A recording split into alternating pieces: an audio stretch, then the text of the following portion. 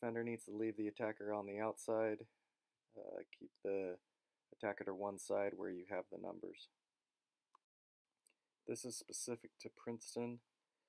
They hardly ever outlet through the middle.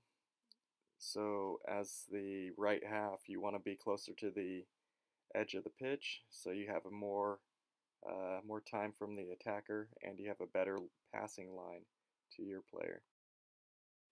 In the next 4 clips, Princeton causes a turnover and attacks down the same channel, causing a loss of possession.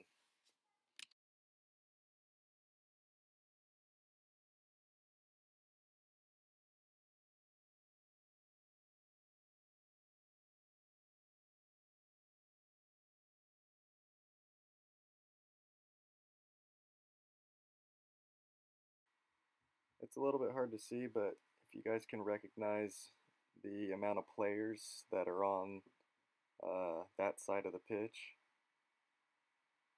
we can see that definitely there's going to be some space on the opposite side.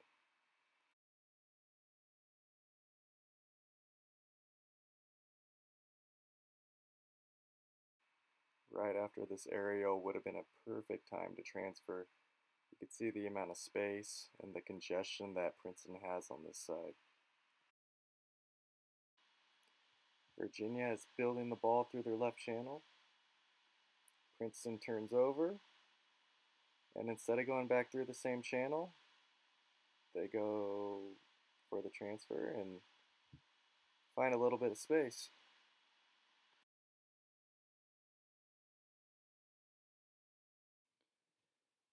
Since Princeton likes to have all their players back on defense, they end up going on these long runs.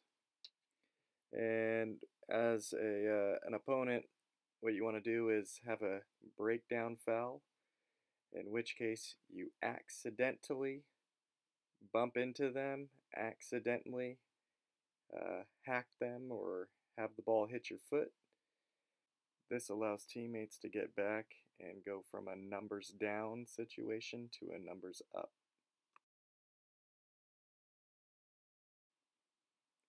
Right there. Textbook. Oops. There's too many free players. We have 2 people not marking anyone where the ball goes through them. Free player on the backside of the goal. If you're going to be free in this situation, you probably want to be in line from the ball to the goal.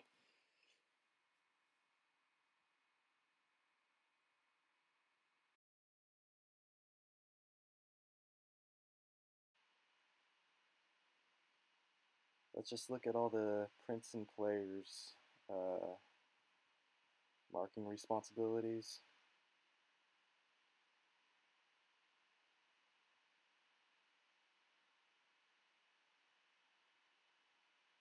Who's got who? Who's communicating with who?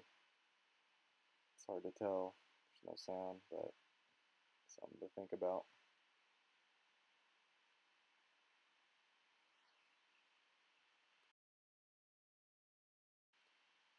I see 4 players near the top of the D with no marking responsibility.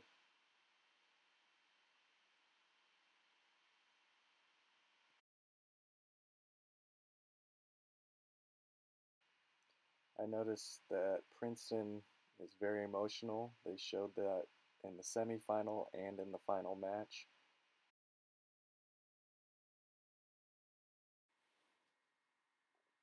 Both teams need to slow down when they're making their deceptive passes. There it is. And the first runner didn't have time to react to the initial fake of the person running over the ball,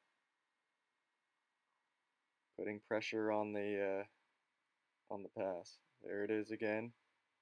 They passed when the first runner was at the penalty stroke spot, and they were able to put pressure on the ball still. Practice waiting just a little bit longer to make that pass out wide.